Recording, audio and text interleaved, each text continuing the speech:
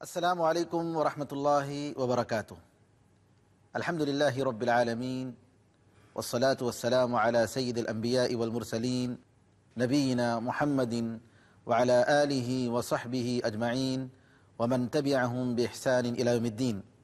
محترم ناظرین، میں آر کے نور محمد عمری مدنی پیس ٹی وی کی طرف سے آپ سب کا خیر مقدم کرتا ہوں۔ اس مجلس میں ہمارے مہمان ہیں مولانا ابو العاص وحیدی، فاضل دارالعلوم دیوبند، امیر ریاستی جمعیت اہل حدیث مشرقی یو پی، مولانا عبداللہ مدنی جھنڈا نگری، ناظم اعلیٰ مدرسہ خدیجۃ الکبریٰ، چیف ایڈیٹر ماہنامہ نور توحید، اور مولانا رضا اللہ عبد الکریم مدنی، استاذ حدیث جامعہ سید نذیر حسین محدث دہلوی، پھاٹک حبش خان دہلی۔ آپ تمام علماء اکرام کا میں پیس ٹی وی کی طرف سے استقبال کرتا ہوں، خیر مقدم کرتا ہوں، اور آپ کے وقت دینے پر شکریہ ادا کرتا ہوں۔ پیس ٹی وی کا مقصد امت کے درمیان اتحاد و اتفاق پیدا کرنا، امت میں موجود اختلافات کو دور کرنا، نفرتوں کی، عداوتوں کی دیواروں کو گرانا اور ایک امت بنانا، یہ پیس ٹی وی کا ایک اہم مقصد ہے۔ ہم امت مسلمہ کے درمیان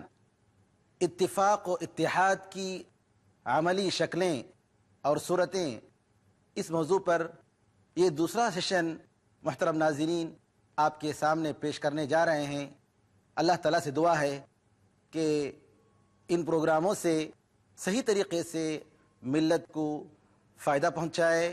اور سب کو متحد و متفق بنائے، آمین آمین یا ارحم الراحمین۔ یہاں غور کرنے کی بات ہے کہ صحابہ رضی اللہ عنہم اجمعین، جو کہ نبی کریم صلی اللہ علیہ وسلم کے ساتھی اور قرآن کریم اور نبی کریم صلی اللہ علیہ وسلم کی سنت کو اپنے آنکھوں سے دیکھنے والے، وحی کو اترتے ہوئے جنہوں نے اپنی زندگی میں دیکھا،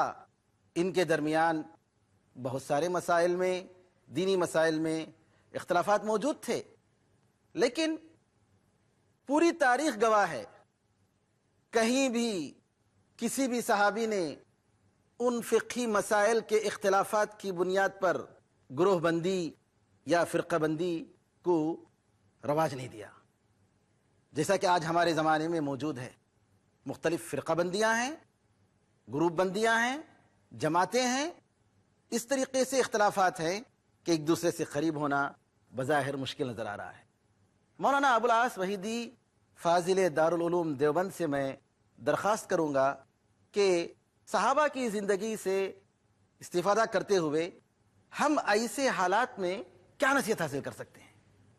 السلام علیکم ورحمۃ اللہ وبرکاتہ۔ محترم ناظرین، جہاں تک صحابہ کرام کا مسئلہ ہے تو اس میں کوئی شبہ نہیں کہ صحابہ کرام چونکہ براہ راست مدرسے نبوت کے فضلاء ہیں، مدرسے نبوت سے استفادہ کیا ہے، اس لیے اصولی طور پر تو سب سے پہلے یہ ضروری ہے کہ تمام صحابہ کرام کا احترام کیا جائے، ان کی عزت کی جائے۔ صحابہ کرام کے سلسلے میں بھی بعد میں جو گروپ بندی ہوئی کہ کچھ صحابہ کرام کو اپنا لیا گیا، کچھ صحابہ کرام کو برا بھلا کہا جانے لگا، ظاہر ہے کہ یہ چیز اسلامی مزاج کے خلاف ہے، اور اس کا نتیجہ یہ ہوگا کہ اگر صحابہ کرام کے منہج یا صحابہ کرام کی فہم سے ہم استفادہ نہیں کر سکیں گے تو بعد کی صدیوں میں امت مسلمہ کو صحیح رہنمائی نہیں ملے گی۔ یہ جو موضوع ہے اتفاق و اتحاد اور اختلاف کا، تو پہلی نشست میں بات آئی ہے کہ اختلاف فطری چیز ہے، اختلافات ہوتے ہیں، اختلافات ہوئے ہیں، لیکن اصل میں وہ اختلاف قابل مذمت ہے جو نفرت کا سبب بن جائے، جو عداوت کا سبب بن جائے، یا جیسا کہ ڈاکٹر صاحب نے کہا کہ جو گروپ بندی کے سبب بن جائے۔ تو اس سلسلے میں جب ہم صحابہ کرام کی سیرت پڑھتے ہیں، پیغمبر عالم کی وفات کے بعد جب صحابہ کرام کی سیرت ہم پڑھتے ہیں تو یہ اندازہ ہوتا ہے اور یہ بات واضح طور پر سامنے آتی ہے کہ صحابہ کرام میں بھی اختلافات تھے، جیسا کہ علامہ ابن تیمیہ نے رفع الملام میں خود صحابہ کرام کی اختلافات کے اسباب کا ذکر کیا ہے۔ کسی صحابی کو کوئی حدیث نہیں پہنچی، یہ بھی اختلاف کا سبب ہو سکتا ہے، یا کسی صحابی نے کسی حدیث کا مفہوم کچھ سمجھا، یہ بھی اختلاف کا سبب ہو سکتا ہے، بہت سے اسباب ہو سکتے ہیں۔ صحابہ کرام میں اختلافات تھے، لیکن ان اختلافات کے باوجود وہ متفق و متحد تھے، اور اتفاق و اتحاد کی وجہ یہ تھی کہ ان اختلافات نے ان کو مختلف مضبوط و مستحکم فرقوں میں نہیں تقسیم کیا تھا کہ بھئی یہ صحابہ فلاں فرقہ کے ہیں، یہ صحابہ فلاں فرقہ کے ہیں، یہ صحابہ فلاں فرقہ کے ہیں، یہ تصور نہیں تھا۔ صحابہ کرام کا جو انداز اختلاف تھا وہ منہجی اختلاف بھی ایک طرح سے رہنما ہے۔ دیکھیے، صحابہ کرام اختلافات کے باوجود ایک دوسرے کا احترام کرتے تھے، ایک دوسرے کی عزت کرتے تھے۔ آپ دیکھیں کہ جنگ جمل میں ایک مخصوص پس منظر میں حضرت علی میں حضرت عائشہ میں جو جنگ ہو گئی تھی، جب حضرت عائشہ رضی اللہ تعالیٰ عنہ کی اونٹنی کا پاؤں کٹ گیا اور ہودج گرنے کے قریب ہوا، تو ایسا نہیں کہ ان کے جو ساتھ تھے ان لوگوں نے سنبھالا ہو، اس ہودج کو سنبھالنے والے حضرت علی ان کے لڑکے تھے۔ یہ انداز اختلاف دیکھیے، اصولی اختلاف تھا صحابہ کرام کا، بلکہ صحابہ کرام کی اختلافات کو علماء نے ایک بہت خوبصورت لفظ کا رنگ دیا ہے، مشاجرہ۔ مشاجرہ کا مطلب یہ ہوتا ہے کہ جیسے ایک درخت ہے، درخت کی شاخیں کبھی کبھی ٹکراتی ہیں، ایک دوسرے میں الجھ جاتی ہیں، ٹکراتی ہیں، پھر نارمل ہو جاتی ہیں، اس لیے کہ جڑ سے تمام شاخیں جڑی ہوئی ہیں۔ اگر اس انداز کا اختلاف مسلمانوں میں ہو کہ بھئی کتاب و سنت کو بنیاد بنا کر، کتاب و سنت جڑ ہے، اس جڑ کو بنیاد بنا کر جو ہمارے آپسی اختلافات ہیں، اگر اختلافات نہ ختم ہوں اور نہیں ختم ہو سکتے ہیں تو بالکل مشاجرہ کا انداز ہونا چاہیے، اور صحابہ کرام کا منہج یہی تھا۔ آپ دیکھیں کہ حضرت معاویہ رضی اللہ تعالیٰ عنہ میں اور حضرت علی رضی اللہ تعالیٰ عنہ میں جب جنگ صفین جب ہو رہی تھی، اللہ آپ کو جزائے خیر دے، جی جنگ صفین ہو رہی تھی، اس موقع پر کئی چیزیں واقعی رہنما اصول کی حیثیت رکھتی ہیں۔ ایک چیز تو یہ ہے کہ حضرت علی رضی اللہ تعالیٰ عنہ کی فوج کے بہت سے لوگ حضرت معاویہ کے دسترخوان پہ کھانا کھاتے تھے، اور جنازہ ہوتا، کسی کی وفات ہو جاتی تھی، سب لوگ جنازے میں شریک ہوتے تھے۔ حالانکہ اس پر ایک صاحب نے اعتراض کیا کہ بھئی یہ تو نفاق ہے، آدمی لڑ رہا ہے علی کی طرف سے اور کھا رہا ہے معاویہ کے دسترخوان پر۔ اس کا جواب یہ دیا جائے گا کہ بھئی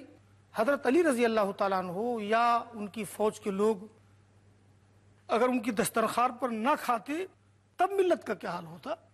وہ لوگ دسترخوان پر کھانا کھائے مل جل کر کے،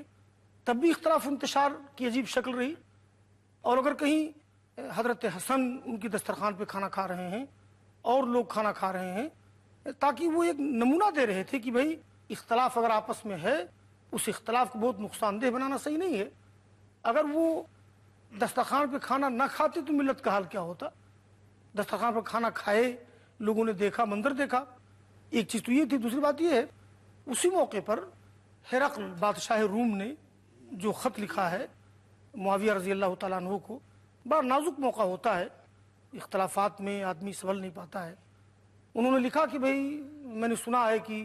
جو خلیفۃ المسلمین ہیں ان میں اور تم میں جنگ ہو رہی ہے، اگر چاہو تو ہم تمہاری مدد کریں اور فوج بھیج دیں، تم حضرت علی کو شکست دے سکتے ہو۔ حضرت معاویہ نے اس موقع پر جو خط لکھا ہے اور تاریخ میں وہ خط ثبت ہے، بہت سخت جواب دیا اور کہا کہ ایھا الکلب الرومی، اے رومی کتے، तुम क्या समझते हो कि अगर हमारे दरमियान बाहम इख्तलाफात हैं तो गैरों के मुकाबले में भी हम मुख्तलिफ रहेंगे? याद रखो, अगर आइंदा तुमने ऐसी हरकत की तो हजरत अली की फौज तुम पे हमलावर होगी और मुआविया उसका अदना सिपाही होगा। अल्लाह अकबर। तो मैं इसलिए कहा करता हूँ कि सहाबे कराम शदीद इख्तलाफात के बावजूद जिस अंदाज से मुत्तहिद थे, वो इत्तेहाद में पैदा होना चाहिए। असल में उसकी वजह यह है कि सहाबे कराम में बड़ी बड़ी इल्मी शख्सियतें थीं, फ़ुक़हा थी, इल्मी शख्सियतें थीं। सहाबे कराम में फ़र्क़ मरातिब भी है, मगर ऐसा नहीं हुआ साहब कि बाज़ इलाक़ों के सहाबे कराम ने उमर फ़ारूक की पैरवी की आँखें बंद करके, बाज़ इलाक़ों के सहाबे कराम ने अबू बकर सिद्दीक़ की पैरवी की आँखें बंद करके, बाज़ इलाक़े के सहाबे कराम ने उस्मान बिन अफ़्फ़ान की पैरवी की आँखें बंद करके, यानी वो तमाम सहाबे कराम का एहतराम बरकरार रहा और किसी फ़लाँ सहाबी की तरफ फ़लाँ सहाबी की तरफ लोगों ने अपने अफकारो नज़रियात को पाबंद नहीं कर दिया। ये वजह है कि वहाँ फ़िरक़ाबंदी नहीं हुई। बिल्कुल। और क़यामत तक अगर ये चीज़ बाकी रहे कि भाई अपने अपने इलाके के उलमा से तमाम अइम्मा का एहतराम करते हुए बगैर किसी जानिबदारी के, जब जानिबदारी आती है कि हम फ़लाँ इमाम के जानिबदार हैं और फ़लाँ इमामों को जानिबदार नहीं है, तो मामला गलत हो जाता है। तो फसलु अहल ज़िक्र इन कुंतुम ला तालमून, अगर नहीं जानते हो तो भाई जानने वालों से पूछ लो। इस आयत का तकाजा है कि जिससे पूछा जाए वो भी जिंदा रहेगा, साहिल भी जिंदा रहेगा, तभी तो सवाल हो सकता है ना। जो लोग जिंदा मौजूद हैं उनसे पूछो, मालूम कर लो, मसला हल हो जाएगा। इख्तिलाफात तो हैं सहाबा के ज़माने में भी, लेकिन मुखालफतों का सबब नहीं हुआ। ये बात आपकी बातों से हमें मालूम हुई। मैं मौलाना रज़ाउल्लाह अब्दुल करीम साहब से सवाल करूँगा कि उम्मत के दरमियान आज मौजूदा हालत में इख्तलाफात की वजह से तकफीर तक का जो मसला आ जाता है कि फ़लाँ शख्स काफिर है या फ़लाँ जमात उम्मत से निकली हुई है, ये इस्लाम में कहाँ तक जायज़ है? किस तरीक़े से दीन इस्लाम इत्तिहाद इत्तिफ़ाक़ की तरफ दावत देने वाला, इस किस्म के मानने वाले, इस दीन के मानने वाले इस किस्म की हरकत कर सकते हैं? लेकिन नाज़रीन, ब्रेक के बाद आपके पास आएंगे, उस वक्त तक के लिए इजाज़त दीजिए। अस्सलामु अलैकुम व रहमतुल्लाहि व बरकातुहू।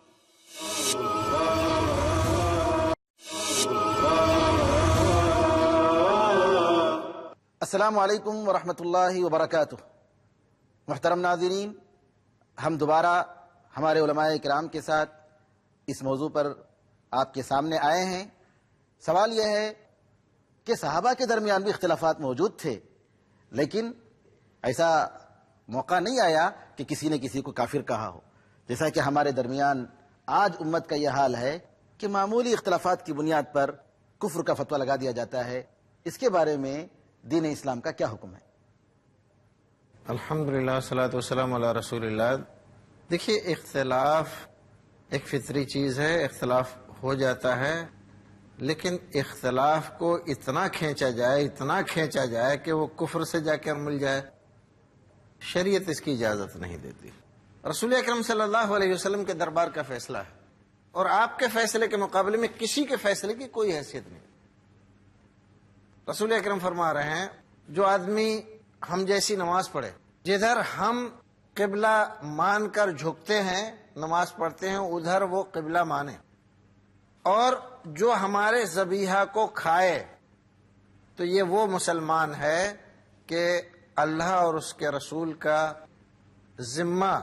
यानी अल्लाह और उसके रसूल ने उसकी जमानत ली हुई है, उसका खून बहाना, उसके साथ कत्ल खून रेजी करना दुरुस्त नहीं है। फिर एक और बात बताई, अल्लाह रब्बुल इज्जत ने तो उसको मुसलमान माना है, रसूल उसको मुसलमान मान रहे हैं, अगर तुम उसके साथ तकफीर का मामला कर रहे हो, उसको कुफ्र तक पहुंचा रहे हो, तो ये अल्लाह रब्बुल इज्जत के हक में तुम दखल अंदाजी कर रहे हो और उसकी जबरदस्त नाफरमानी के मुर्तकिब हो रहे हो। इस्लाम में जितने वसाइल हैं, बड़े बड़े गुनाह कबीरा जिनको आप कहिए, गुनाह कबीरा भी इतना खतरनाक नहीं है जितना खतरनाक तकफीर का मसला है। जिना, चोरी, डकैती, ये भी सब मसाइल बहुत बड़े गुनाह का सबब है। लेकिन ये गुनाह, ये अगर देखा जाए, आप इसको ये कह सकते हैं कि उस आदमी की हद तक इसका असर मुरतब होता है। लेकिन जो आदमी किसी की तकफीर کرنے کے لیے کھڑا ہوتا ہے تو یہ ایسا گناہ ہے کہ وہ اس کی حد تک نہیں رہتا، بلکہ وہ مستطیر، شر مستطیر کا باعث ہو جاتا ہے۔ ایسا شر جس کی کوئی انتہا نہیں ہے، وہ بڑھتا چلا جاتا ہے۔ آج ایک آدمی کی تکفیر کی، کل کو دوسرے کی، تیسرے کی، یہاں تک کہ بعض لوگ ایسے ایسے فتوے دے چکے ہیں کہ ان کے فتوے کی روح سے اور دوسرے لوگ تو کافر بنے ہی ہیں، وہ خود بھی کافر ہو جاتے ہیں۔ شریعت میں تکفیر سے زیادہ خطرناک عمل اور اس سے زیادہ خطرناک کوئی گناہ نہیں ہے۔ مخصوص فقہ کے حاملین کے درمیان بھی بڑے بڑے اختلافات۔ اب آپ یہ دیکھیے، مثلا ہم فقہ حنفی کو ذکر کریں، شیخین کا، صاحبین کا، متقدمین کا، متاخرین کا، ماوراء النہر کے فقہا کا، بغدادیین کا، یہ ایک فقہ کے ماننے والوں کے درمیان یہ اختلاف کی صورتیں میں نے آپ کو بتلایا مختصر طور پہ، ایسے ہی اور دیگر لوگوں کے درمیان، لیکن ایک دوسرے کو کافر تو نہیں بنا رہے۔ بالکل آپ نے صحیح کہا۔ میں مولانا عبداللہ عبدالتواب مدنی حفظہ اللہ سے درخواست کروں گا، امت کے درمیان اتحاد و اتفاق کے لیے ضروری ہے کہ ایک دوسرے کا احترام ہو، جماعتیں ایک دوسرے کا احترام کریں، سارے علماء اکرام کا احترام ہو، ائمہ کا احترام ہو، صحابہ، تابعین، تبع تابعین، ائمہ کرام، محدثین، فقہاء، مفسرین، سارے مکتب فکر کے علماء کا احترام ہو۔ اس کے بارے میں میں مولانا سے درخواست کروں گا کہ آپ امت اب تک کس طریقے سے ایک دوسرے کا احترام کرتی رہی ہے اور آج اس کا کیسے فقدان ہے اور اس کے کیا مضرات ہیں، اس پر آپ روشنی ڈالیں گے۔ اس میں کوئی شک نہیں کہ اسلامی تعلیمات کی روشنی میں جب ہم جائزہ لیتے ہیں کہ مسلمانوں کا ایک دوسرے کے ساتھ تعامل کیا ہونا چاہیے عام حالات میں، شب و روز کیسے گزاریں، مل جل کر کیسے رہیں، اسلام نے بہت واضح طریقے سے اس کی طرف رہنمائی کی ہے۔ اور پھر یہ بھی ہمیں معلوم ہے کہ جب کبھی اختلافات ہو جائیں تو ان کو نبھانے کی شکل کیا ہو۔ اس سلسلے میں علماء اور ائمہ کرام، ایسے ائمہ جن کے ماننے والے دنیا بھر میں پھیلے ہوئے ہیں، ایسے ائمہ جن کے ماننے والے کہیں نہیں ہیں لیکن اسلام کے لیے، دین کے لیے ان کی خدمات ہیں، ان کی فقہی بصیرت ناقابل انکار حقیقت رکھتی ہے، اور ایسے ائمہ کرام بھی تاریخ کی ہر صدی میں، ہر دور میں، ہر عہد میں موجود رہے ہیں۔ اختلافی مسائل تو کبھی کبھی بادشاہ کے درباروں تک پہنچے۔ ایسے موقع پر سب سے بڑی چیز جو ہمارے یہاں یہ ہے کہ ان علماء اور ائمہ کا احترام کیا جائے۔ کسی طرح سے اس میں فرق یہاں آتا ہے جب ہم جانبداری برتنے لگیں، یعنی جو کچھ کہا جا رہا ہے ہمارے امام نے، ہمارے عالم دین نے جو بات کہی حق وہی ہے،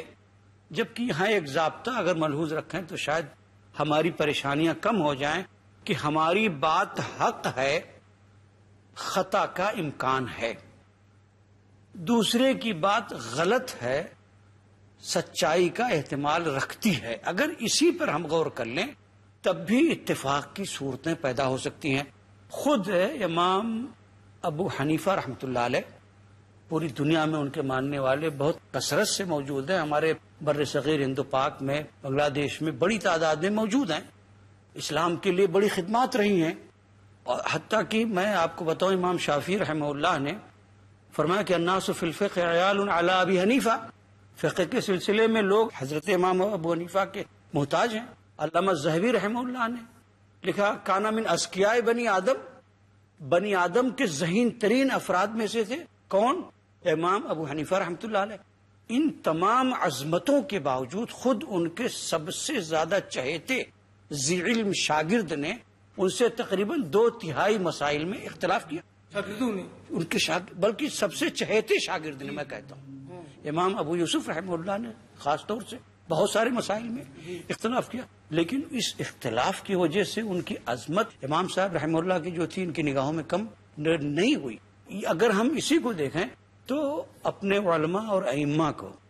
جن کے مکتب فکر سے ہم اتفاق نہیں رکھتے ہیں، لیکن ان کے